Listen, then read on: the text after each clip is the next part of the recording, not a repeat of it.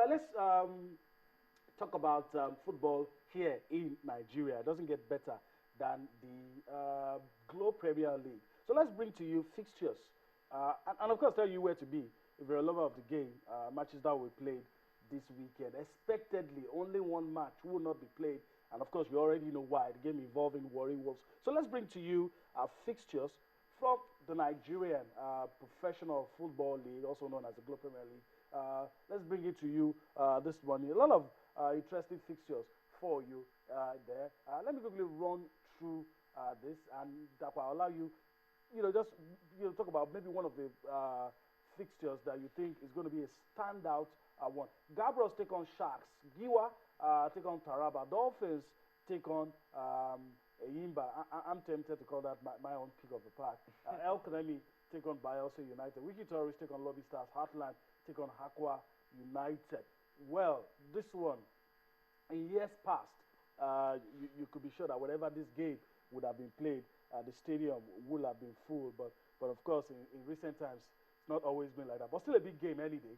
3SC taking on Rangers. These are some of the fixtures. Well, Nasarawa United take on Sunshine Stars. Kwara United take on Warri Wolves. That game will not be played because, of course, Warri Wolves are not in the country right now. Abia Warriors take on Kano Pillar. So, Dapo, which one of those, is it 3SC Rangers? Which one of those really, or Dolphins, Eyimba, which one of these ones really jump at you? This game, 3SC Rangers and Dolphins and Eyimba, actually the better side between these Dolphins and Eyimba team is Eyimba because they've got more time to rest and prepare ahead for the game. Because at the Federations Cup which they played this week, Eyimba were lucky to be given a bonus because they didn't play that much due to the fact that the team which they were meant to play against didn't come for. So you feel they are the better rested team? Yes, they are the better rested, and they'll prepare ahead and be able to do well for the match. And this guy's your picture, Dapo, Warri Wolves. Yeah. Taking on AC Leopards. I don't know. I mean, their opponents are a well-drilled side, better prepared, better motivated. But Warri Wolves, some will even call them Super Eagles Team B. But what do you think will happen? The first leg in the last round of qualifiers. What I can only say about this Warri Wolves is that I've been well impressed by the way they've handled the situation here as the only surviving Nigerian team left in the Confederations Cup. And it has been known that if we don't progress to the group stage, there might be minimal promotion from our league. For our team. Yes, for our team. So this team, they defeated Congolese-based team. So against Leopards, I feel they've got the experience, and with the presence of their quality, especially the likes of Azubike Gweke in that team, and so many, as you said, is the Nigeria's team B. So they've got that quality, and I know that they'll make us proud, even as the only surviving Nigerian team. Okay. I hope they won't crumble under the weight of expectation. No, let's be optimistic. They'll Nigerians want them to do well, and we wish them all the best as they play. But there are other fixtures in that competition. 8 teams will progress to the group stage. Well, not as prestigious as the CAF Champions League, but if you look at the quality of the teams playing in this year's CAF Confederations Cup, I mean, you will understand that it is whoever wins this is going to be really, really huge. Well, Sanga Belende take on Zamalek. Kalum Stars take on Orlando Pirates. Stade Malien take on AS Vita. Raja Casablanca take on the Etoile du Sahel. CS Sfaxien take on ASEC Mimosa, the Ivorian team. That is ASEC, not ASEC. AC Leopards take on our own Warri Wolves, and of course, Al Ali take on Club Africain. Some of these fixtures, when you look at them, you think that you are talking of the CAF Champions League. But of course, wake up, it is the CAF Confederation Cup. All right, so we wish that the lone survivor, that's talking about Warri Wolves, will be able to do Nigeria proud and progress to the next round. But let me put you on the spot quickly. If I were to ask you, I know you're not a betting guy, and as far as I know, you don't gamble.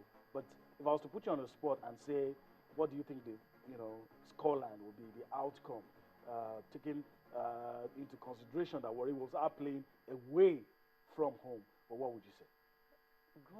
Going, going by my expectation, I believe Warri Wolves will sneak a narrow win because of Against AC Leopards? yes, against AC Leopards. I don't expect a massive margin of goals because they are going there for business and going to an away side where it's been very difficult. A Congolese team, for that matter, you should know that it will rain fire there, and And you it still expect Warri Wolves to win? yes, I expect them to win. It will rain fire, but the quality is going to be the determinant at the end of the Key day. factor. Yes, the key factor because they faced a Congolese team. This is not the first time before qualifying to the next round, and this Leopards won't be a new thing for them. They will know how to handle the pressure, and I believe the scoreline at the end of the day shouldn't be more than 1-0 or 2-1 in favor of Warri Wolves. Okay. Naturally, I'm an incurable optimist, but this morning, I don't know. I've seen someone more optimistic than I am. I would say, if you ask for my opinion, I would say a draw wouldn't be a bad result. But that was telling us that Warrior Wolves will be winning away. So, like I said, wish them all the best and hope that things will go their way when they play against their opponents. All right, let's leave the shores of Nigeria and travel abroad. Well, it is expected that at this time of the season, there'll be a lot of transfer speculation about players. As a matter of fact, some deals have already been done. But you see, it's not just about the players, it's about the coaches. Some are losing their jobs, some are waiting to lose their jobs, and it's getting interesting. So we'll be looking at some of the coaches in the news recently. We'll start with Real Madrid. Um, it will take it will take a lot for Carlo Ancelotti to still be the manager of Real Madrid next season. And the man has even told us he's not sure if he's going to remain the manager next season. Yes, what I can say about Carlo Ancelotti is that from his first season at the Santiago Bernabeu, he has been a great coach. He has proven his qualities. What about all his years he has gained experience in Italy, in in France, And and Spain now. and England as well as Spain. Yeah, yeah. He has won trophies, and he has been one of the coaches who has His won that. quality is not in doubt. I'm telling you, he has been one of those coaches who has won the Champions League, and it's not new to all this kind of pressure. And I can only say is the Madrid hierarchy, they just need to be patient because Ancelotti has really come to a team where he has created balance in terms of the midfield and in terms of their offensive play for Real Madrid. And he has been one of the main key to Ronaldo's goal scoring as well. Yeah. And I can tell you that although he's been having a bad season, he's been having a bad time in office, the pressure is on him now. But Let me quickly ask you this: if you are a Real Madrid coach, are you condemned to win all the time? Because we know that you can't win every time, and it looks like Real Madrid. As a matter of fact, I believe Real Madrid will end this season trophyless. yeah, it's only a miracle will save them now because just 2 games to go, and this moment has been confirmed that the strike has been suspended And the here in matches will Spain, be played. and the matches will be played. And if Barcelona defeats their next opponent, done and dusted. Yes, done and dusted, but what can we say? We just have to move on. Winning is not everything, but a massive team, one of the biggest team in Spain, considering the transfer and the money they spend yearly on buying players, you should expect them with To a demand- silverware. Yeah. Yes. Okay. All right. Let's move on to another manager.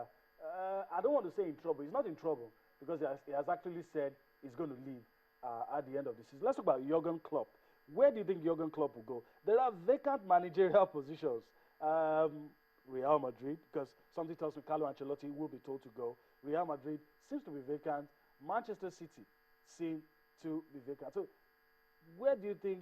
Do you think Jurgen Klopp would rest, or will just get back right into it?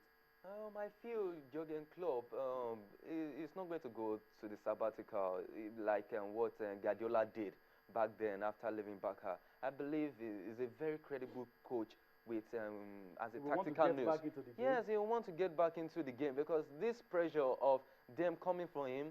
Even Brendan Rodgers, his job is not safe anymore. It has been pushed over to this man they call Klopp, Jurgen Klopp, and even Man City, Pellegrini, all eyes, and even Madrid. So this coach is someone who has got the quality, he has got the tactics to push in and to make a team successful. And you can see all the works he has done with these young lads at Borussia Dortmund. Yes, So snatching 2 titles away from Bayern. yes, we can only say that he's got a quality to coach any world-class team in the world. Okay, and finally on that, Pep Guardiola, if you are the, you know, if you had a seat in the executive of Bayern Munich, would Pep Guardiola be staying or will he leave? Pep Guardiola is someone who has been one of my key admirers with the way he has redefined tiki-taka in Germany. You can see the way this Bavarians, the Bayern Munich team, has been playing. He has redefined Job Aikens' means of style of play into tiki-taka, then attacking football. And I can only say that he has brought this Does mechanism. he deserve to stay? Yes, it deserves to stay, giving him more time and quality players because now He's you have an dominant. aging team. This is the criticism. He's dominant in the German league. He's lightweight in Europe. Offensively, they are better, but they are chipping in goals. If you look at the last two semifinals, but let's quickly leave it at that because our time is fast spent and we'll be pushed too quickly around. But let's quickly talk about Copa America and starts June 11, and you know most of the star players around the around Europe will be there. Alexis Sanchez, Lionel Messi, and two invited teams, Mexico and Jamaica, are also involved. But let's talk about Mexico quickly. Do you see the Mexicans, you know, springing up a surprise and winning, pushing aside all the real contestants? Yes, actually, the Mexicans, they've got those players, and considering the fact, by the way, their players have been playing abroad, they have that chance, but it's Ahead a of slight chance. Brazil, Uruguay, It's a very host slight chance. Chile, They can, Colombia. I don't think they are going to break the odds to win the Copa America. Looking at the stars in Argentina, okay. Uruguay, and Brazil, but it will Decent be performance. yes, it will be a decent performance, Okay. a decent outing for the team. All right. I really need to thank you for your time, for you know making our time to be here today. And of course, I really have to thank you for staying tuned to Channels Television and watching everything that we've been able to do on the show this morning. Sports This Morning comes your way again next week. Till then, bye-bye. I still Hopeland looking for goal number one. Fouled in the process. And the referee points to the middle. Apparently, we're going to see a penalty kick here. It's going to be a penalty kick. Advantage Hopeland. And Kuzi facing goalkeeper Rotimi now. And he scores goal number one for Hopeland School in this round of 16 encounter here at Unicon Stadium. As a search for goal number two. And from one player to the other is still Hopeland. And Hopeland looking so good for goal number two. Eventually they get it. What a creative play resulting to goal number two. Excellent display. And well done, Hopeland.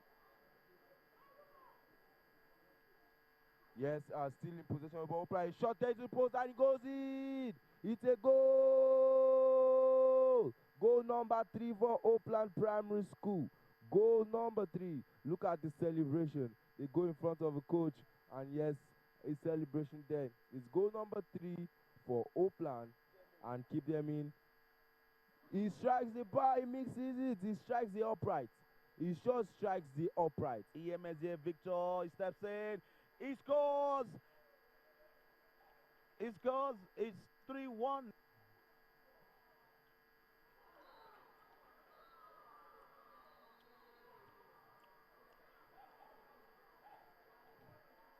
And it's just sealed it again. It's over now. Dahem Schools are through to the quarterfinals, winning on penalties after normal regulation time had finished 1-1. Penalties finished 3-1 in favor of Dahem Schools. Femi, good game, good drama, but it's all good. Yes, Rotimi, but your expectation of getting a team come from behind and win a game at this year's preliminaries, as once again